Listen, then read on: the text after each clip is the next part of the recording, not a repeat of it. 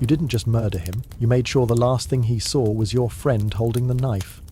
Welcome back to Brutal History for Sleep, where we tuck you in with treason. If you enjoy collapsing empires in your sleep, go ahead and like, subscribe, and whisper something cryptic in the comments. Let us know where in the world you're watching from and what time the Ides of March usually strikes in your mind. Tonight, you manipulate a friend into killing Julius Caesar, then act surprised when Rome sets itself on fire. You wanted to save the Republic and somehow destroyed it twice as fast. Close your eyes. The fire crackles softly beside you. Your body sinks deeper into the mattress, your breath slowing beneath warm sheets that feel heavier than usual, like memory or consequence. The silence wraps around you, dense and waiting. Beneath your calm, something stirs. Not guilt, not yet, just the knowledge that today is the day. Now, feel the torchlight flicker on marble walls. You're wearing linen robes that itch just a little too much. The Senate smells of wax, sweat, and ambition. The knife is tucked beneath your cloak, cool and impatient. Around you, others nod with quiet dread, a circle of men who have mistaken murder for patriotism. You hear his footsteps echoing closer. He trusts you, and that, of course, is why it's going to work. Welcome, sleepy historians, to another soothing tale of betrayal and murder from the ancient world. Tonight, we're visiting Rome in the year 44 BCE, where everything is perfectly fine and absolutely nothing could possibly go wrong. Picture, if you will, the eternal city at its most glorious moment. The streets are paved with victory, the temples gleam with fresh plunder, and the people are fat and happy on bread and circuses. Julius Caesar has been back from his delightful vacation in Gaul for several years now, where he spent 8 years introducing the locals to Roman civilization through the gentle art of conquest. His spectacular triumph in 46 BCE, with its 60,000 dead Gauls and millions of denarii worth of Gallic gold glittering in wagon after wagon, is still fresh in everyone's memory. The crowds roared their approval. Children threw flower petals. Veterans wept with joy. It was all very touching, really, if you ignore the chained Gallic chieftains being dragged along for the entertainment value. But let's focus on the Senate House, shall we? There, among the marble columns and the carefully maintained traditions of the Republic, sits a man named Gaius Cassius Longinus. Cassius has been watching this whole triumphal parade with the sort of smile you might reserve for a funeral you're particularly looking forward to attending. He's a thin man with sharp features and sharper ambitions. The sort of person who corrects your grammar at dinner parties, and then wonders why nobody invites him anymore. Cassius has a problem, you see. Well, several problems, but one big, Caesar-shaped problem in particular. It's not that Caesar is incompetent, quite the opposite. It's not that Caesar is corrupt, all Romans are corrupt, it's practically a job requirement. No, Cassius's problem is much more personal, and therefore much more dangerous. His problem is that Caesar is better than him at absolutely everything, and everyone knows it. Caesar writes better poetry. Caesar gives better speeches. Caesar wins battles that Cassius couldn't win with twice the men and half the enemies. Caesar makes the people laugh, makes the soldiers love him, makes the gods themselves seem to smile upon his ventures. And worst of all, Caesar does it all while making it look effortless, like a man born to wear a crown, who's simply too polite to ask for one. This, as you might imagine, is insufferable to a man like Cassius, who has spent his entire life working twice as hard to achieve half as much and still getting overlooked at promotion time. So Cassius sits in the Senate, applauding Caesar's latest batch of honors with hands that ache from the effort of not strangling someone, and he begins to think. Dangerous business thinking, especially for a Roman senator. Most of them prefer to leave the heavy lifting to their slaves and stick to more traditional senatorial activities, like accepting bribes and complaining about the weather. But Cassius thinks, and as he thinks, he begins to notice things. Caesar's growing collection of titles, for instance. Dictator Perpetuo, Imperator, Pontifex Maximus. It's like watching someone collect trading cards, except the cards are pieces of the Roman constitution, and the game is called How to Become King Without Actually Saying the Word King. Because that's the thing about Romans. They have a very particular allergy to the word king. It makes them break out in revolutions. The last king of Rome, Tarquin the Proud, was kicked out 5 centuries ago, and the Romans have been proudly king-free ever since. Well, mostly. There have been a few hiccups along the way, mostly involving ambitious generals who got too big for their boots and had to be reminded about the benefits of retirement, permanent retirement. Cassius begins to whisper, as senators do. Quiet words in marble hallways, concerned observations shared over expensive wine. "Have you noticed," he might say to a colleague, "how Caesar seems to be accumulating rather a lot of power lately?" And then, more quietly, "I mean, what's next? A crown? Purple robes? Divine honours?" The beautiful thing about whispers is how they spread. Like a plague, but more socially acceptable. Soon, Cassius finds he's not the only senator having these troubling thoughts. There's Gaius Trebonius, who's been nursing a grudge ever since Caesar passed him over for a provincial command. There's Servilius Casca, who has the perpetually sour expression of a man who's just bitten into a lemon and found it disappointingly sweet. There's Decimus Brutus, who smiles too much and agrees too readily, and has the sort of ambition that could cut glass. And then there's Marcus Brutus. Ah, Brutus, sweet, tortured, philosophically minded Brutus, who spends his evenings reading Stoic philosophy and his mornings wondering why the world can't be more like a Platonic dialogue. Brutus is a man who agonizes over stepping on ants and then writes a treatise about the moral implications of insect welfare. He's also, coincidentally, descended from the Brutus who helped found the Republic by overthrowing the last king. Cassius looks at Brutus and sees opportunity. Not a fellow conspirator. Brutus would never conspire. Conspiracy implies deception, and deception is philosophically problematic. No, what Cassius sees is a figurehead. A noble, tormented figurehead with an impeccable family history and absolutely no talent for practical politics. Perfect. The recruitment begins slowly, carefully. Cassius is nothing if not patient, and he knows this will take months of careful cultivation. He starts with small conversations, philosophical discussions about the nature of power and the responsibilities of citizenship. "Don't you think," he might muse while they're walking through the forum, "that Caesar seems a bit, well, regal lately?" Brutus frowns, because Brutus does everything thoughtfully, even frowning.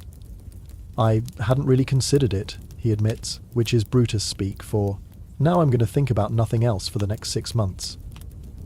And that's exactly what Cassius is counting on, because once Brutus starts thinking about something, really thinking about it, he becomes like a dog with a particularly philosophical bone. He'll worry at it, examine it from every angle, write lengthy letters to himself about it, and eventually convince himself that whatever conclusion he reaches is not just correct but morally imperative. Meanwhile, Caesar continues being Caesar, which is to say magnificent and completely oblivious to the growing nest of vipers warming themselves on his success. He passes more laws, wins more victories, and accepts more honours with the sort of gracious inevitability that makes Cassius's teeth ache. The thing is, Caesar probably isn't trying to become king. Oh, he's ambitious enough. You don't conquer Gaul by accident. But he's also smart enough to know that Romans would rather die than kneel to a king. What Caesar wants is simpler and more complex. He wants to be loved. He wants to be necessary. He wants to be the man Rome can't imagine living without. Unfortunately for Caesar, there's a fine line between indispensable and insufferable, and he's been tap dancing on it for months. Cassius watches and plans, and slowly begins to gather his little club of disgruntled senators. It's remarkable how many men can be convinced that murder is a patriotic duty if you phrase it correctly and serve good wine while you're explaining it. The conspiracy grows like a tumour, quietly and carefully hidden, fed by resentment and watered with philosophical justifications. Each new member brings his own grievances, his own reasons for believing that Rome would be better off without its most successful citizen. And Caesar? Caesar continues to be Caesar, beloved by the people, trusted by his soldiers, and utterly confident that his position is unassailable. After all, who would be stupid enough to murder the most popular man in Rome? Well, as we're about to discover, never underestimate the capacity of ambitious men to convince themselves that they're serving the greater good while serving themselves. Sleep well, dear listeners. Tomorrow we'll see how Cassius turns philosophy into a murder weapon and Brutus into an unwitting accomplice. Because nothing says sweet dreams like a bedtime story about weaponized guilt and forged letters. Good evening again, devoted insomniacs and lovers of ancient treachery. When we last left our merry band of Roman senators, Cassius was busy transforming his personal jealousy into a patriotic cause, because nothing legitimizes petty resentment quite like wrapping it in the flag of the Republic. But Cassius has a problem, and it's a big one. He's assembled a delightful collection of malcontents and ambitious second-raters, but what he doesn't have is credibility. When Cassius speaks about saving the Republic, people hear bitter man who never got the promotion he thought he deserved. When Cassius talks about opposing tyranny, they hear ambitious politician who wants someone else's job. What Cassius needs is a front man, someone with unimpeachable credentials, impeccable ancestry, and absolutely no talent for seeing through obvious manipulation. Someone like, Marcus Junius Brutus. Brutus, you see, is everything Cassius isn't. Where Cassius is sharp and calculating, Brutus is thoughtful and idealistic. Where Cassius schemes, Brutus philosophizes. Where Cassius sees opportunity, Brutus sees moral obligation. It's like watching a shark trying to convince a dolphin that swimming is actually a form of violence against the water. The campaign to recruit Brutus begins with what Cassius probably considers subtlety, but what any reasonable observer would recognize as psychological warfare. It starts with casual conversations about the good old days, when the Republic was truly republican and senators were more than glorified yes-men for whatever strongman happened to be in charge. "You know, Brutus," Cassius might say while they're strolling through the gardens of Brutus's villa, "I've been thinking about your ancestor lately. The first Brutus, I mean. Remarkable man. Founded the Republic, overthrew the last king, established the consulship, really knew how to handle tyrants." Brutus nods thoughtfully, because Brutus nods thoughtfully at everything, including observations about the weather and comments about the quality of the bread. Yes, he was quite committed to Republican ideals, he agrees, already beginning the mental process that will eventually tie him in knots. "Must be interesting," Cassius continues, "being descended from such a man. I imagine you sometimes wonder what he would think about, well, current events." And there it is, the seed planted with all the delicacy of a brick through a window, because now Brutus will spend the next several sleepless nights wondering exactly what his illustrious ancestor would think about Caesar's accumulation of powers, Caesar's growing list of honours, Caesar's apparent indifference to traditional republican constraints. But Cassius isn't satisfied with simple guilt by ancestry. Oh no, he's far too creative for that. The next phase of the operation involves what we might charitably call concerned citizen feedback, and what we might more accurately call completely fabricated correspondence. Over the course of several months, letters begin appearing in Brutus's house. Tucked under doors, slipped into his study, left on his desk by helpful slaves who claim to have no idea where they came from. All anonymous, clearly, all expressing deep concern about the state of the Republic, all begging Brutus to remember his heritage and do something about the current crisis. "Rome looks to you, Brutus," reads one particularly creative effort. "The spirit of your ancestor calls from beyond the grave. When will the name of Brutus once again be spoken as the saviour of republican liberty?" It's all rather melodramatic, really, but then again, Brutus has always been a sucker for melodrama.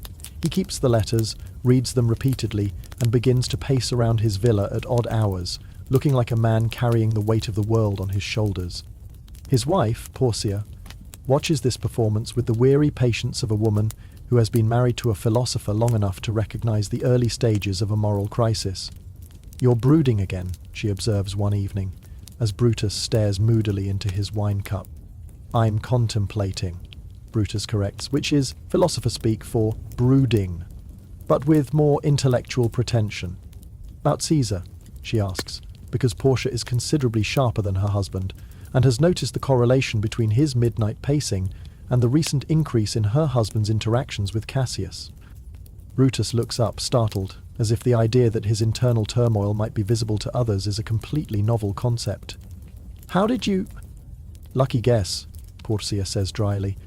"Also, you've been muttering Republic and tyrant in your sleep for the past week."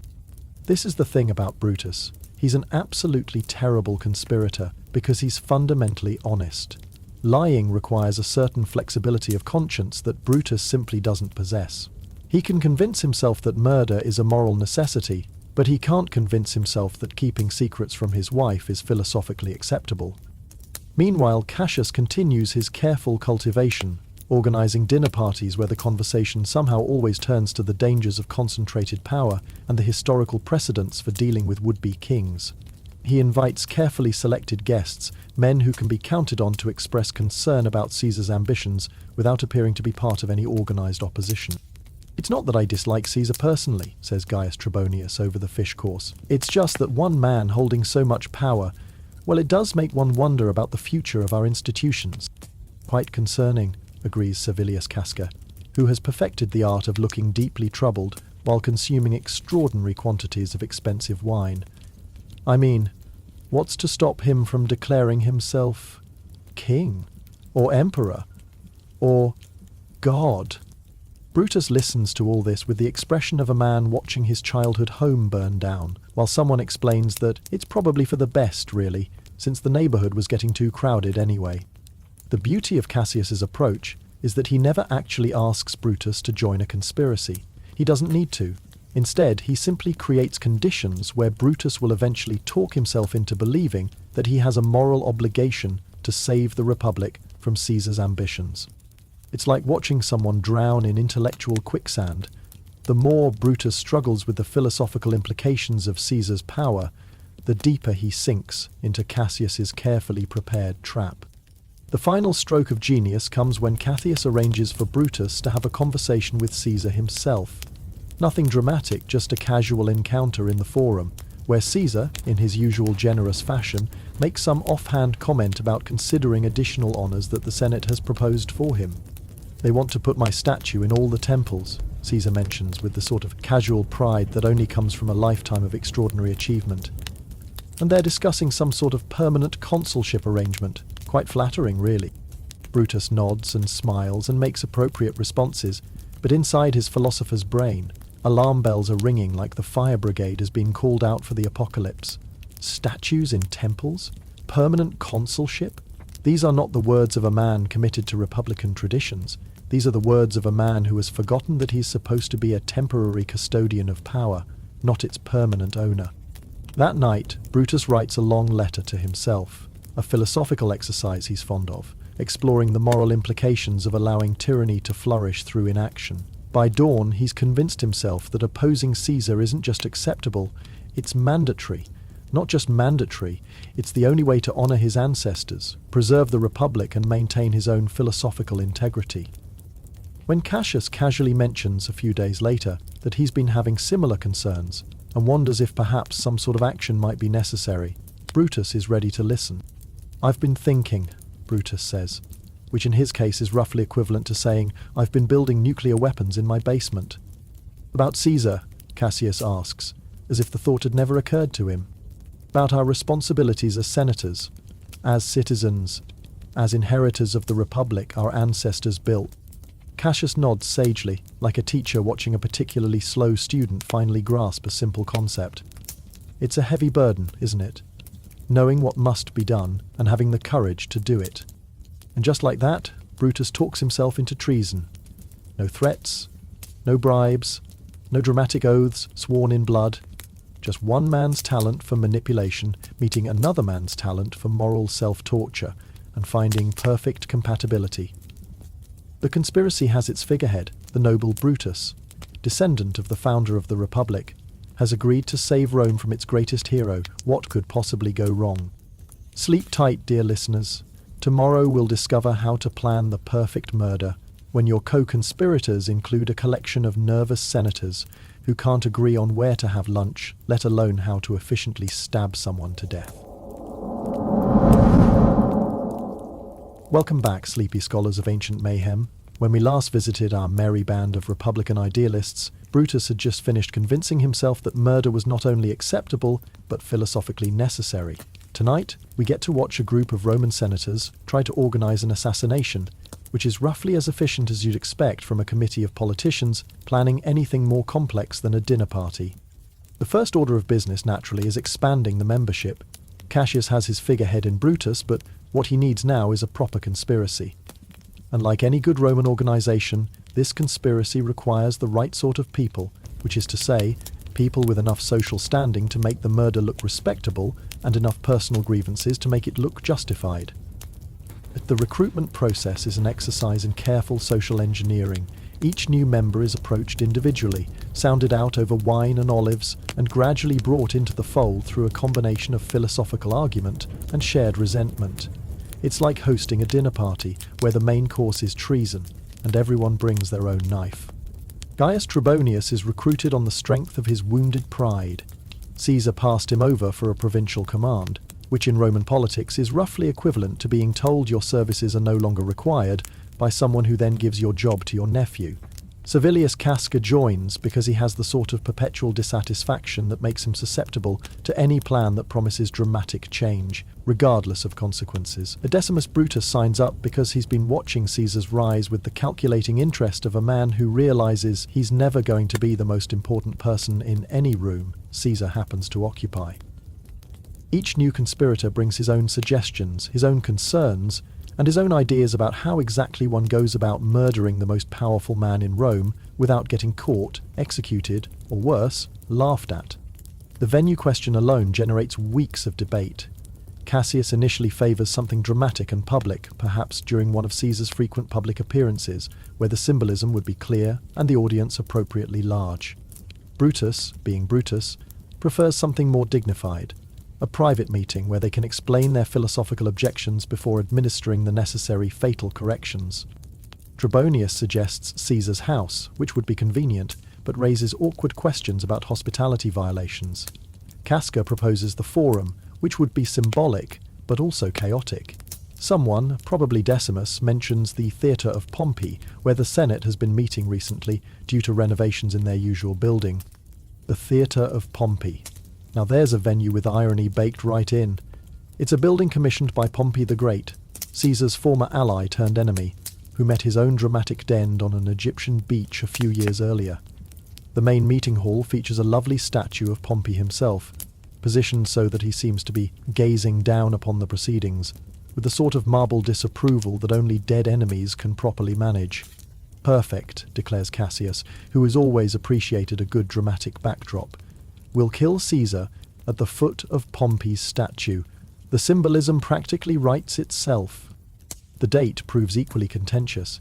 Various senators suggest various days based on their personal schedules, their wives' social calendars, and their slaves' availability for post-murder cleanup duties. Someone mentions that Caesar is planning to leave Rome soon for a campaign in Parthia, which adds a certain urgency to the proceedings. Finally, someone, probably the same historically minded individual who suggested the Theatre of Pompey, proposes the Ides of March, the 15th day of the month, a date sacred to Jupiter, traditionally associated with debt settlement and new beginnings, perfect for settling their debt to the Republic and beginning a new chapter in Roman history. The Ides of March it is, agrees Brutus, who has always been fond of symbolic dates and meaningful gestures. 15 days to prepare, to finalise our plans, and to steel ourselves for what must be done. Which brings them to the practical question of methodology. How exactly does one murder a man who is surrounded by bodyguards, beloved by the people, and experienced enough in warfare to recognise an ambush when he sees one? The answer, it turns out, is surprisingly simple. You don't ambush Caesar. You invite him to walk into your trap. The Senate meeting provides the perfect cover. Caesar, as dictator, is expected to attend. He'll arrive with minimal security. It's a Senate meeting, after all, not a battle. He'll be seated in a specific location, surrounded by senators who have every reason to approach him with petitions, requests, and various official business, and most importantly, he'll be relaxed, confident, and completely unprepared for the possibility that his colleagues might have murder on their minds. The actual mechanics of the assassination require careful choreography. Too few conspirators, and Caesar might fight his way out. The man is, after all, an experienced soldier. Too many, and the whole thing becomes a chaotic brawl, with no guarantee of success, and every guarantee of looking ridiculous to future historians. They settle on 23 conspirators, which seems like a nice round number, and ensures that everyone who wants a stab gets a stab. Each man is assigned a specific role. Some will position themselves to block the exits, others will create distractions, and a core group will actually do the stabbing. Cassius, naturally, reserves the right to strike the first blow. This is his conspiracy, his plan, his moment of triumph over the man who has overshadowed him for so long. Brutus, with his superior breeding and moral authority, will deliver the final stroke, the symbolic coup de grace that transforms murder into martyrdom. The weapons are procured with the sort of casual efficiency that would be impressive if it weren't so deeply disturbing. Roman senators routinely carry daggers as symbols of their status, so acquiring the necessary hardware requires no special arrangements or suspicious purchases. Just 23 gentlemen making sure their ceremonial knives are properly sharpened for the big day. The beauty of the plan from Cassius' perspective is its simplicity. No elaborate schemes, no complex timing, no reliance on external factors beyond their control. Caesar will enter the theatre of Pompey, take his seat, and discover that his colleagues have prepared a very special presentation for him. 23 blades, delivered with senatorial efficiency and republican enthusiasm. Of course, there are a few details that the conspirators haven't quite thought through. What to do after the murder, for instance. How to explain their actions to the people. How to deal with Caesar's supporters, his veterans, and his heir. Whether the Roman people will greet the news of Caesar's death with joy, indifference, or homicidal rage. But these are minor concerns, really. Theoretical problems that can be addressed once the main objective has been achieved. First, they kill Caesar. Then they save the Republic. Then they all live happily ever after as the heroic liberators of Rome, remembered fondly by grateful generations of free Romans. It's a beautiful plan, elegant in its simplicity and perfect in its moral clarity. What could possibly go wrong? The days leading up to the Ides of March pass with agonizing slowness. Each conspirator goes about his normal routine, attending social functions, conducting business, and trying not to look like a man who has been spending his evenings practicing knife work. Brutus becomes even more philosophical than usual, which his wife finds alarming since she wasn't sure such a thing was possible. Cassius develops a nervous twitch that he disguises as contemplative blinking. Casca starts drinking more wine than usual, which for Casca is quite an achievement. Meanwhile, Caesar continues being Caesar, blissfully unaware that his calendar for the Ides of March includes an appointment with 23 very sharp knives and a group of colleagues who have redefined the concept of performance review. The omens, of course, are terrible, because in Rome the omens are always terrible when something important is about to happen. Soothsayers mutter about sacrificial animals with missing livers. Augurs report disturbing patterns in bird flight. Someone claims to have seen Caesar's statue weeping tears of blood, which would be more impressive if Roman statues didn't weep tears of blood at least twice a month. Caesar's wife, Calpurnia, has a prophetic dream about her husband's murder and begs him to stay home. The soothsayer Spurinna warns him to beware the Ides of March. His physician advises against attending the Senate meeting due to some minor illness. Even his horse, according to later sources, seems reluctant to carry him to his appointment with destiny. But Caesar, being Caesar, ignores all of this with the sort of magnificent stubbornness that has carried him through 56 years of warfare, politics, and social climbing. He's not about to let a few bad dreams and nervous horses interfere with his senatorial duties. On the morning of the Ides of March, he rises early, dresses in his finest toga, and prepares to attend what will be his final Senate meeting. As he leaves his house, Calpurnia makes one last plea for him to stay home. The omens are terrible, she insists. Every sign points to disaster. Please, just this once, listen to the gods and stay home.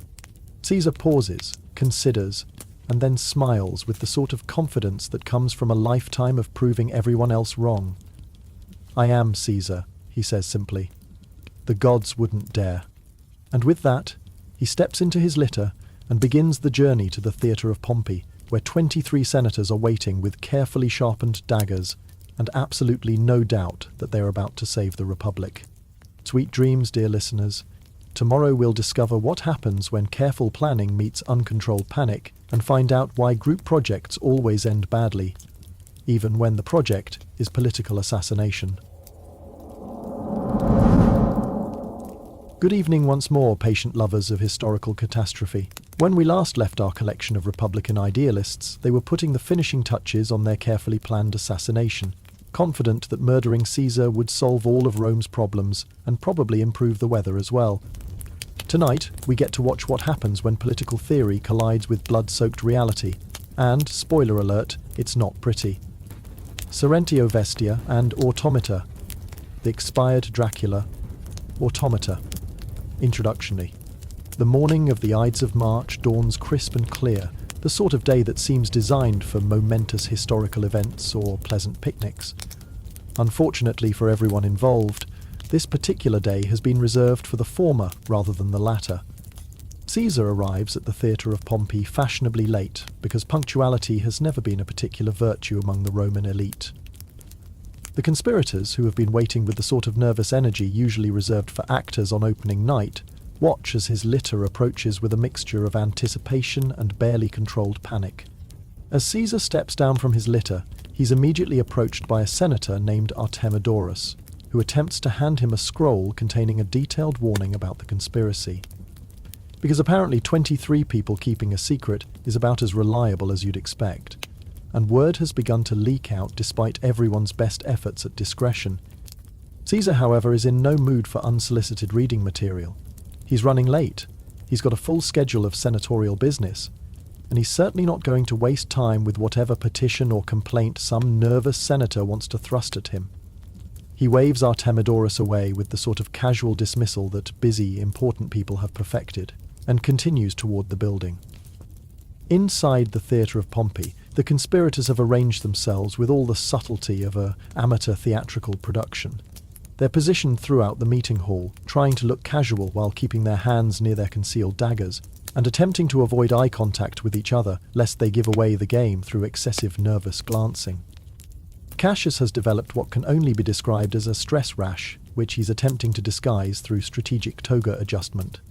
Brutus is practicing the sort of philosophical detachment that usually helps him through difficult moral decisions, but today seems to be making him look like a man who has just realized he's forgotten something important, but can't quite remember what. As to what, the other conspirators are handling the pressure with varying degrees of success. Casca appears to be sweating enough wine to water a small vineyard. Trebonius keeps checking and rechecking his dagger placement, as if he's concerned it might have spontaneously relocated itself. Decimus Brutus is smiling with the sort of forced cheer that suggests he's either about to commit murder or sell you something you definitely don't need. Caesar enters the chamber and takes his seat with the easy confidence of a man who has never doubted his welcome anywhere. He's immediately surrounded by senators approaching with various petitions, requests, and items of business, which, under normal circumstances, would be perfectly routine senatorial behavior. Today, however, the senators seem unusually eager to get close to Caesar. They press around his chair in a tight circle, creating exactly the sort of crowd that would make any experienced soldier nervous if he were paying attention to such things. Unfortunately, Caesar is busy being Caesar, which involves accepting homage with gracious dignity and completely missing the fact that his colleagues are behaving like a pack of wolves who have just spotted a particularly juicy sheep. The actual murder begins, appropriately enough, with a petition. Tullius Cimber approaches Caesar with a request for his brother's recall from exile, a perfectly reasonable senatorial request that just happens to require Caesar to lean forward slightly, positioning himself perfectly for what's about to happen next. As Caesar leans in to consider the petition, Cimber grabs his toga and pulls it down from his shoulders, a gesture that in Roman culture is both deeply insulting and conveniently disabling, since it restricts Caesar's arm movement and clearly signals that the normal rules of senatorial decorum are no longer in effect. This is Cassius's cue, and to his credit, he doesn't hesitate. The first dagger strike is swift and sure, catching Caesar just below the neck and drawing first blood in what will shortly become a very messy group project. Caesar's reaction is immediate and entirely predictable for a man who has spent decades in combat situations. He doesn't freeze, he doesn't plead, and he certainly doesn't deliver any memorable last words. Instead, he does what any sensible person would do when attacked with a knife: he fights back. The problem, from Caesar's perspective, is that he's not facing one assassin but 23, and they're all very enthusiastic about participating in this particular historical moment. As soon as Cassius strikes, the other conspirators surge forward with their own daggers, creating a scene that historians would later describe as chaotic, and contemporary observers would describe, using considerably more colourful language, What follows is not the dignified execution that the conspirators have been planning. It's a panicked, bloody, completely uncoordinated stabbing frenzy that would be embarrassing to watch if it weren't so horrifying. Senators stumble over each other in their eagerness to participate. Daggers clash against each other as multiple conspirators aim for the same target. At least 2 of the assassins manage to stab each other in the confusion, proving that even murder by committee suffers from the usual problems of committee work. Caesar, meanwhile, is putting up the sort of fight you'd expect from a man who has been in more battles than most people have had hot dinners. He's wounded, he's outnumbered, and he's definitely going to lose, but he's not going down without making the experience thoroughly unpleasant for everyone involved. It's during this chaos that Brutus finally works up the nerve to join in. He's been hanging back, partly from philosophical squeamishness, and partly from a perfectly reasonable desire not to get accidentally stabbed by his over-enthusiastic colleagues. But as Caesar continues to fight, Brutus realizes that this is his moment, the moment when he must choose between his friendship with Caesar and his duty to the Republic. He chooses duty, of course. Brutus always chooses duty, even when duty involves stabbing someone he genuinely likes.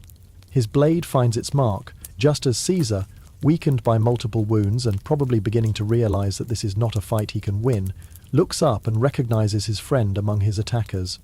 The look that passes between them is everything Brutus feared it would be.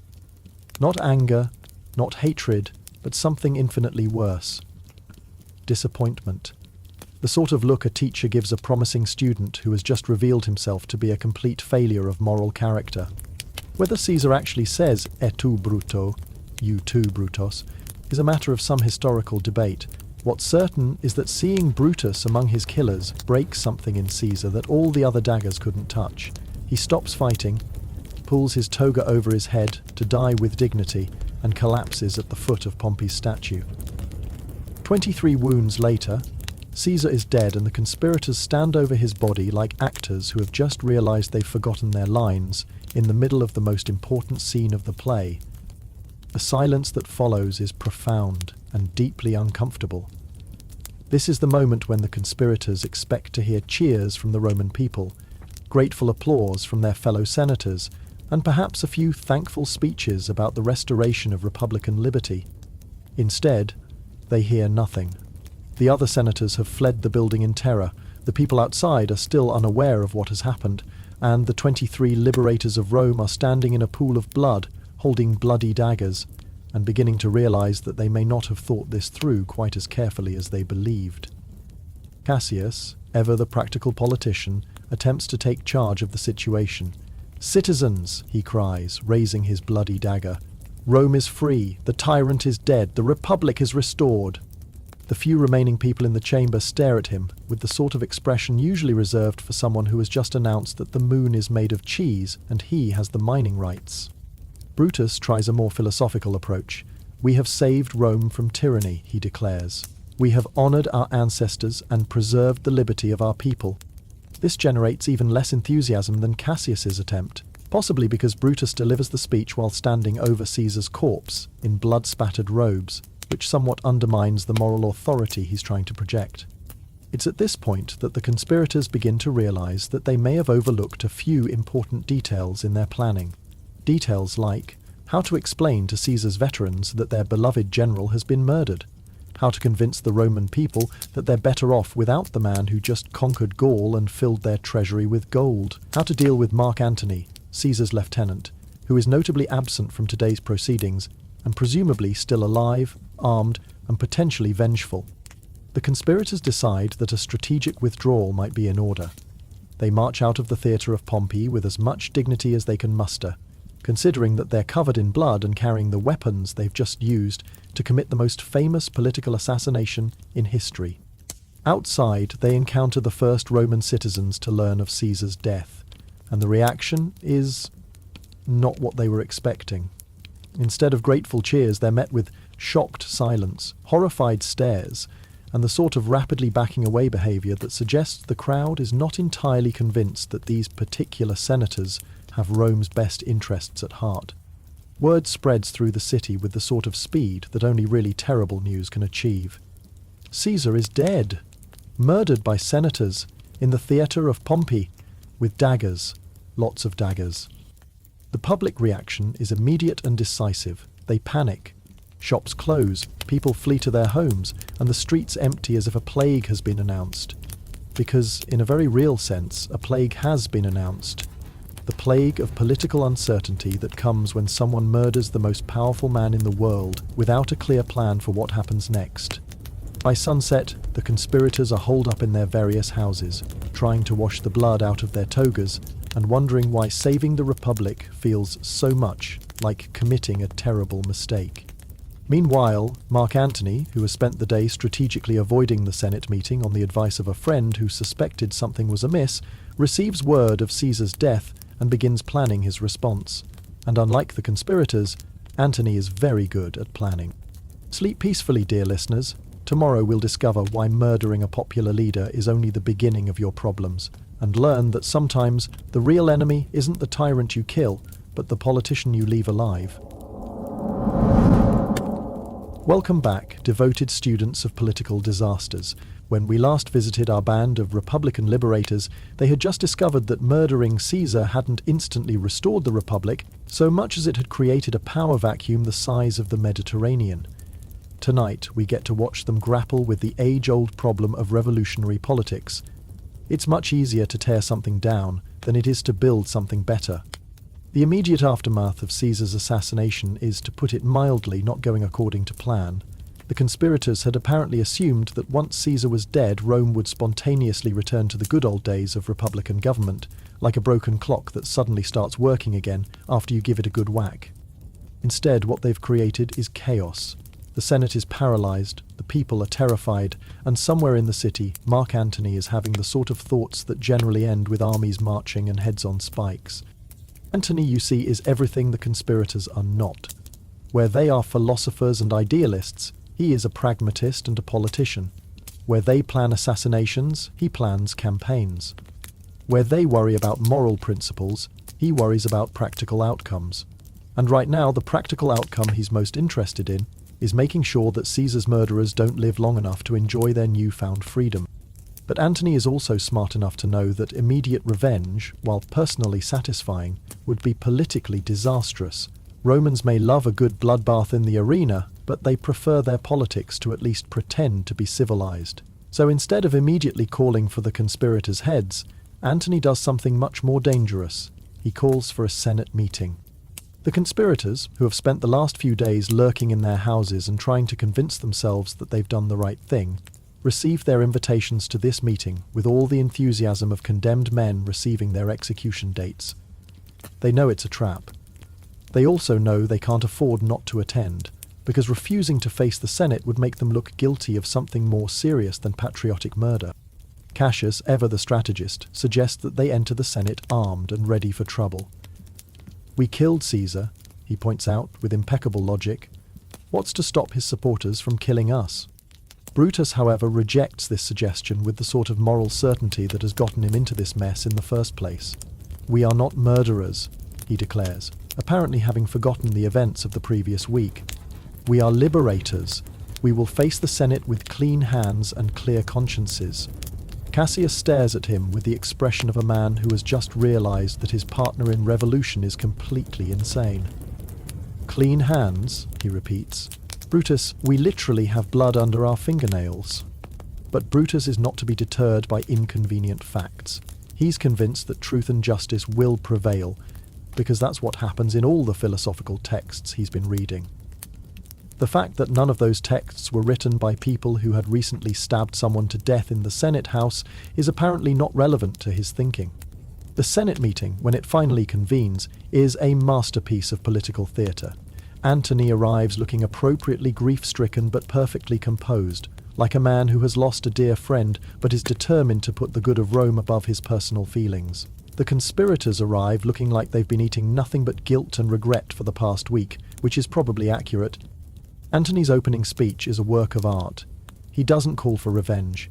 He doesn't denounce the conspirators. Instead, he speaks sadly about the loss of a great Roman, the tragedy of political violence, and the need for all citizens to come together in this difficult time.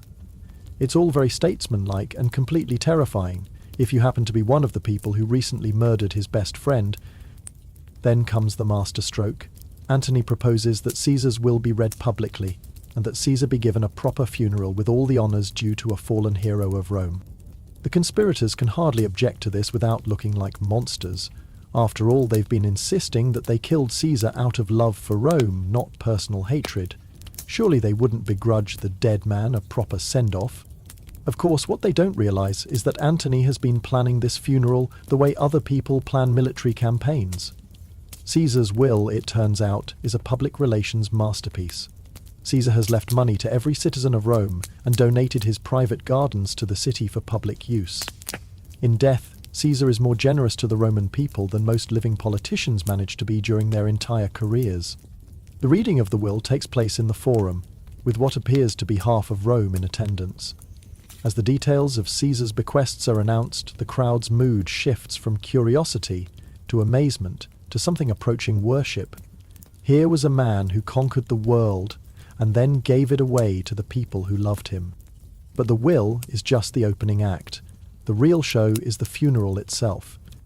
Antony begins his funeral oration with all the rhetorical skill that has made him famous throughout the Mediterranean. He speaks of Caesar's victories, his generosity, his love for Rome and its people. He displays Caesar's blood-stained toga, pointing out each tear made by the conspirators' daggers. He reminds the crowd that these same conspirators called Caesar ambitious, while Caesar himself lay dead, surrounded by his own blood and the evidence of his generosity. Ambitious? Antony asks, his voice carrying clearly across the packed forum. When did the ambitious man ever leave his money to the people? When did the ambitious man ever refuse a crown? When did the ambitious man ever weep for the sufferings of the poor? The crowd is eating it up. Romans love a good speech, and Antony is giving them the performance of a lifetime. By the time he's finished, half the audience is weeping for Caesar, and the other half is ready to march on the conspirators' houses with torches and rope. Cassius, watching from a carefully concealed position, realizes that they are in serious trouble. "We've lost them," he mutters to Brutus. "The people love Caesar, and now they hate us." Brutus, still clinging to his philosophical principles like a man clinging to a life raft in a hurricane, refuses to accept defeat. "Truth will prevail," he insists. "Once the people understand what we've done, once they see that we acted from noble motives." "Noble motives don't win civil wars," Cassius interrupts. "Armies win civil wars, and right now, all the armies are on Antony's side."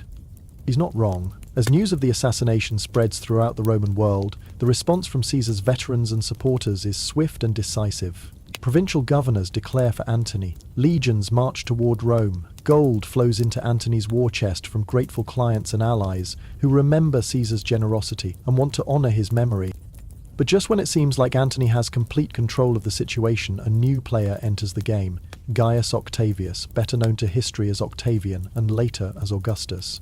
He's Caesar's 18-year-old grandnephew and adopted heir, and he arrives in Rome with the sort of quiet confidence that should probably have been more alarming than it seemed at the time. Octavian is everything that Antony isn't expecting. Where Antony is loud, Octavian is quiet. Where Antony is theatrical, Octavian is calculating. Where Antony relies on emotion and oratory, Octavian relies on careful planning and ruthless practicality. He's also, as it happens, much smarter than anyone gives him credit for, which will prove to be a significant problem for everyone who isn't him. The arrival of Caesar's heir complicates the political situation considerably.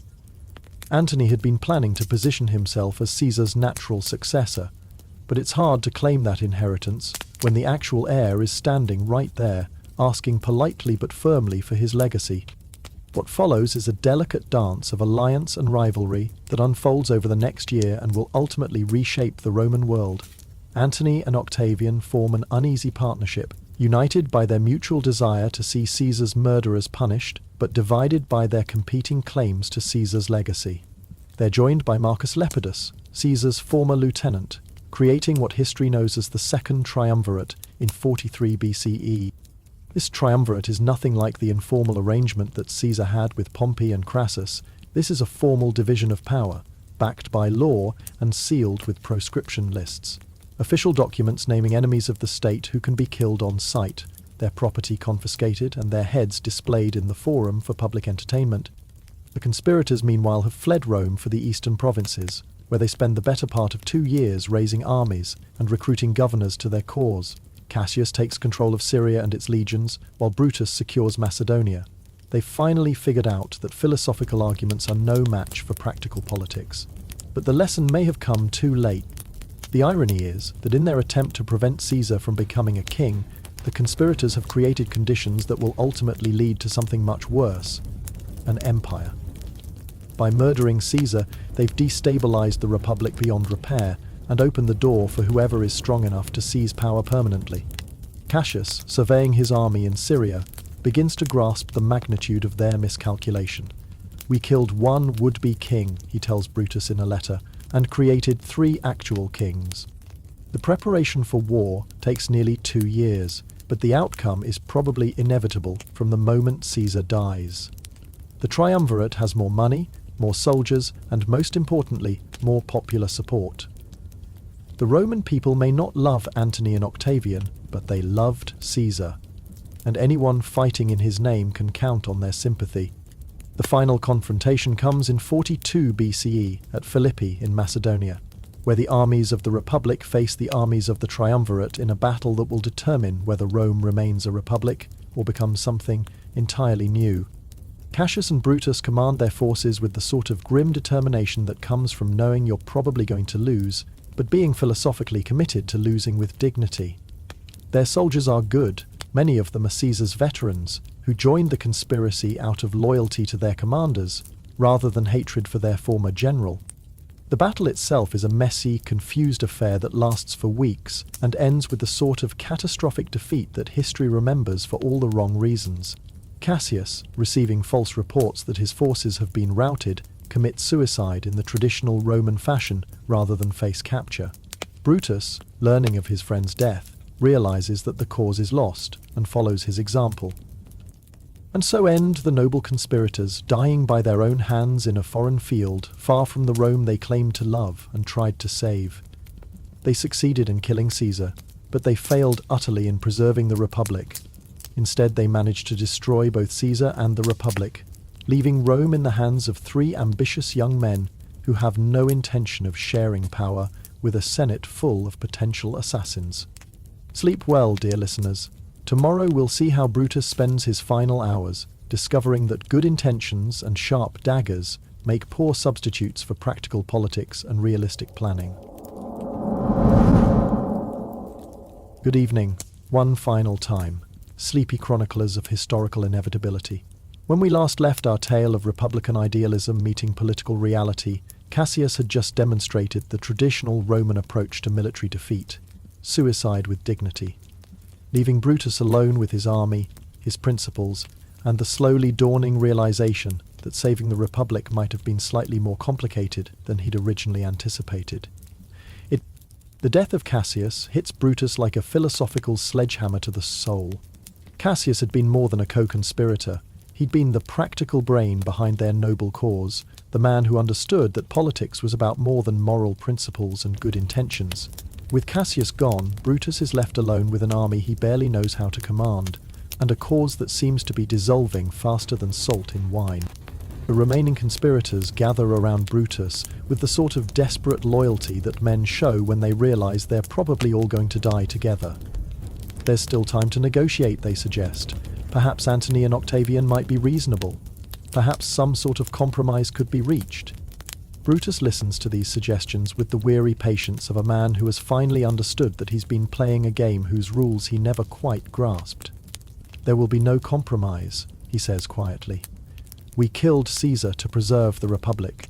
We cannot now make peace with those who would destroy it." It's a noble sentiment, and completely impractical, which rather sums up Brutus's entire approach to politics. He's still thinking like a philosopher when what the situation demands is a general, or better yet a politician, willing to cut a deal and live to fight another day. But Brutus has never been good at compromise. It's one of his most admirable qualities, and also his greatest weakness. When faced with a choice between principle and practicality, he chooses principle every time, even when principle leads directly to disaster.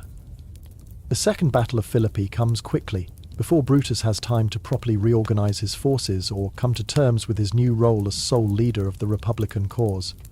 His soldiers fight bravely, because Roman soldiers always fight bravely. But courage alone cannot overcome superior numbers, better supplies, and the simple fact that they're fighting for a cause that died with Caesar. The defeat, when it comes, is thorough and final. Brutus's army crumbles under the combined assault of Antony and Octavian's forces, and within hours it becomes clear that the battle is lost, the war is over, and the Republic is finished. Brutus retreats to his tent as the sounds of victory celebrations echo across the battlefield. His remaining friends and officers gather around him, offering various plans for escape, exile, or last-ditch resistance. They could flee to Egypt, they suggest, or perhaps to Britain, beyond the reach of Roman power, somewhere, anywhere where they could regroup and continue the fight. Brutus listens to these proposals with a sort of detached interest that comes from complete emotional exhaustion. He spent the last 2 years convincing himself that he was saving Rome, and now he finds himself wondering whether Rome even wanted to be saved. The people loved Caesar, he says, more to himself than to his companions. They mourned his death, they celebrated his victories, they trusted his judgment more than they trust ours. One of his officers, a practical man with scars from a dozen campaigns, tries to offer comfort. The people don't understand politics, he says. They only see the surface. They don't grasp the deeper principles at stake. Brutus looks up at him with something approaching pity. Perhaps, he says slowly, the people understand politics better than we do.